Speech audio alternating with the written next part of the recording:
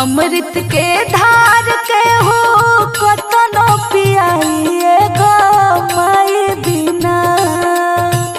अमृत के धार के हो कतनो पियाइए गो माई बिना।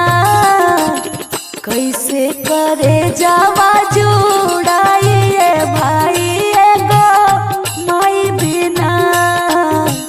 कैसे करे जावा जुड़ाइए भाई गो माई बिना। करे एहसान माई दुनिया देखावेली। चले और बोले बतियावे के सिखावेली।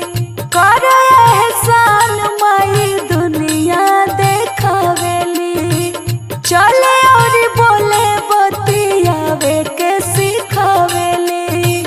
मिल जाइयन धाना मिली सुख पूरा। माई के दुलार बिना सब कुछ अधूरा। आचरा ओढ़ा के हो दूधवा पियाइए गो माई बिना। आचरा ओढ़ा के हो दूधवा पियाइए गो माई बिना। कैसे करे जा